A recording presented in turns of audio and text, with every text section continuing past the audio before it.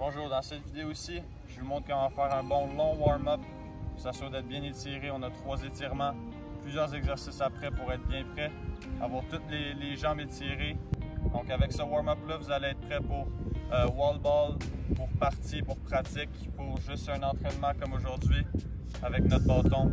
Peu importe ce que vous faites, ou que ce soit même aller faire un autre sport, ça peut être un warm-up super utile.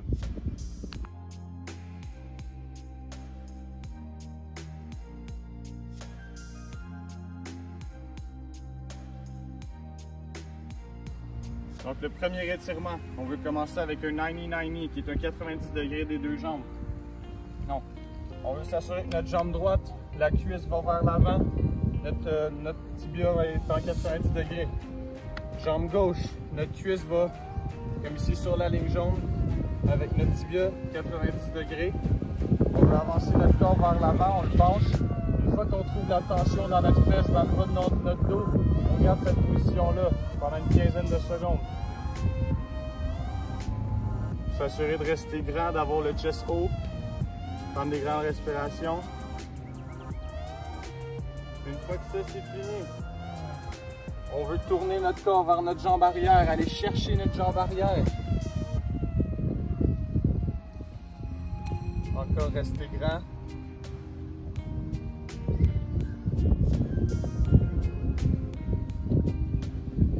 Ensuite, la même chose de l'autre côté. Jambe droite, cuisse de côté, tibia 90 degrés.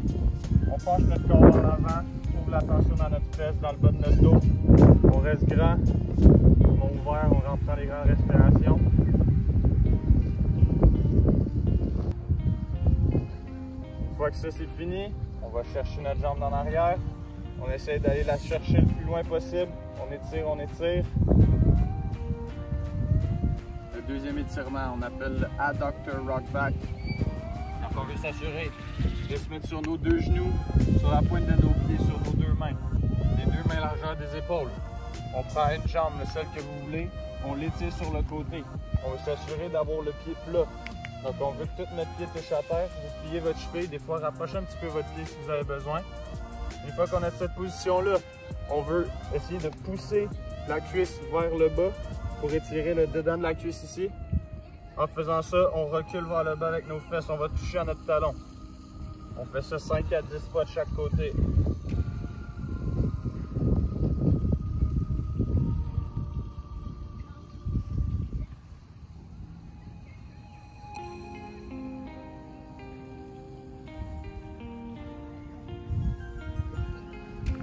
Troisième étirement avant les exercices. On veut commencer position push-up. On amène notre jambe, notre pied le plus proche de notre main possible avec un grand pas. On peut appuyer notre genou arrière sur le sol, peu importe, c'est vous qui décidez. On veut amener, là j'ai mis ma jambe droite en avant, je vais amener mon coude droit au sol. Ensuite, je veux pointer ma main vers le haut et je la suis avec mes yeux. Je redescends, descends avec le coude, remonte la main en haut. On fait ça de 5 à 10 fois encore.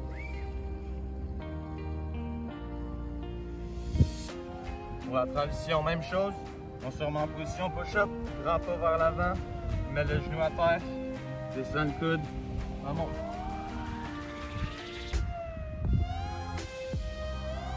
Vous devriez le sentir en dessous de la cuisse ici, proche de la haine, puis un peu dans la fesse. Donc on commence avec le bear crawl. On veut s'assurer d'avoir nos jambes 90 degrés, nos bras largeur de nos épaules, puis on fait juste avancer le bras et la jambe opposés en même temps.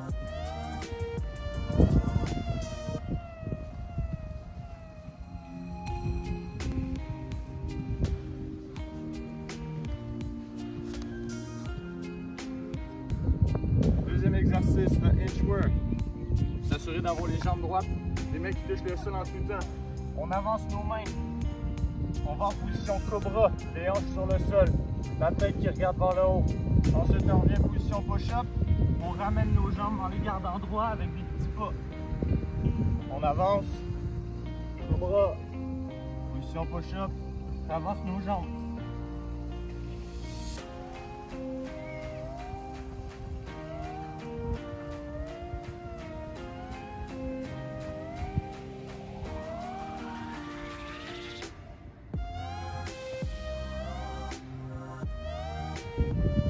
l'exercice suivant.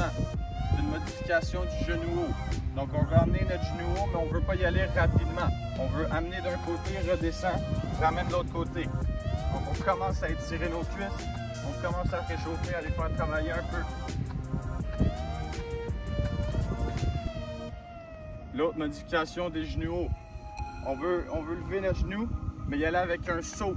Donc on y va avec un genou en propulsion, on va aller chercher de la hauteur, on ne veut pas aller loin, on ne veut pas y aller rapidement. Donc hauteur, hauteur, hauteur, hauteur, hauteur. On s'assure que nos mains suivent notre genou. Si je lève mon genou gauche, ma main droite suit, on va porter notre bras vers l'arrière.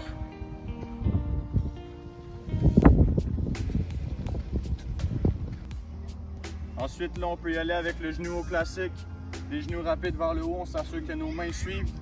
La main d'en haut vient en haut, très haut. La main d'en bas, on veut la descendre, on veut quasiment la porter vers l'arrière. Donc on y va rapidement.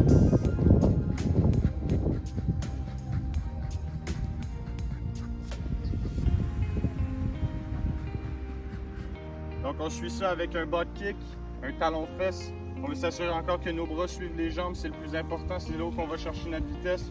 Il faut vraiment toucher nos fesses.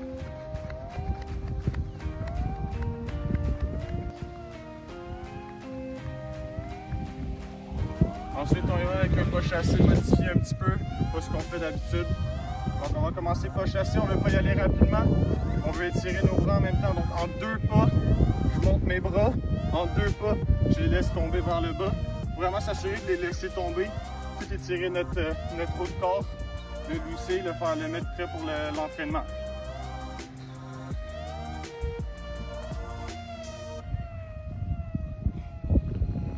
On continue avec un pas chassé rapide. On veut s'assurer d'avoir les genoux pliés. On veut pas que nos pieds se cognent à chaque fois. On veut vraiment laisser un espace entre nos pieds. Si on se cogne, on ne peut plus bouger, on n'a pas de contrôle. Donc on veut aller rapidement vers l'autre côté.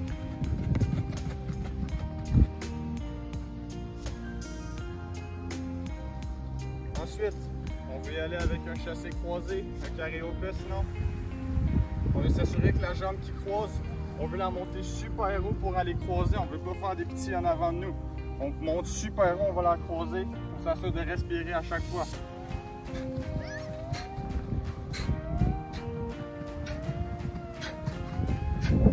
Maintenant, on va faire le lunge and twist.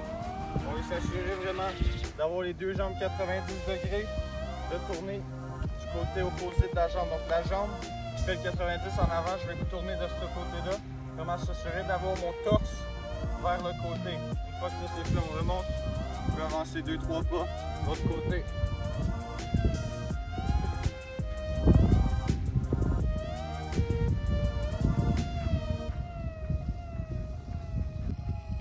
Après ça, on fait un exercice que je pense que vous êtes tous familiers avec. On fait un side lunges. Donc on se met de côté. On veut bien étirer une jambe. Donc on plie une jambe. On veut bien étirer le dedans de l'autre jambe. Restez là 2-3 secondes. Faites l'autre côté. Ensuite, on peut prendre 2-3 pas vers l'avant. Vous n'avez pas besoin de venir plier au max jusqu'en bas. Juste suffit de trouver la place où ça l'étire, restez là. Moi, comme vous voyez, j'ai pas besoin de plier mon genou beaucoup. Je le sens dans ma cuisse. Pas besoin d'aller plus loin que ça.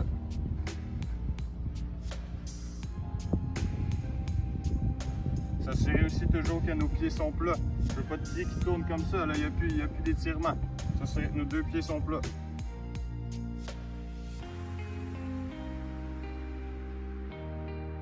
Tout de suite après, on enchaîne avec un Frankenstein. Un Frankenstein, je veux qu'on ait un rythme. Je veux pas qu'à chaque fois on avance, on le fait, on prend 2-3 pas. On y va une jambe après l'autre, fait que ça va comme ça.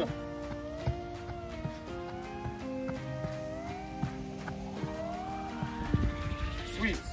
Donc on veut amener le talon un petit peu vers l'avant. On veut s'assurer que nos orteils sont levés. Ça fait que notre jambe est droite. On va aller s'asseoir dans notre autre jambe. On va aller chercher le sol. On va remonter. On prend un petit jogging après. On va chercher le sol.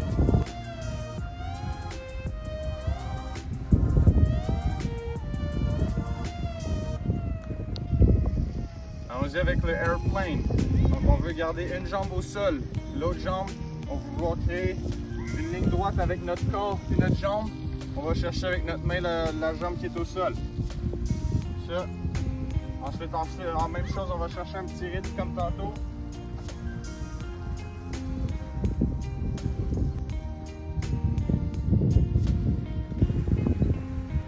Après, on va y aller avec le knee hug. On va s'assurer d'amener notre genou le plus haut possible à notre chest. Ensuite, on garde notre rythme encore.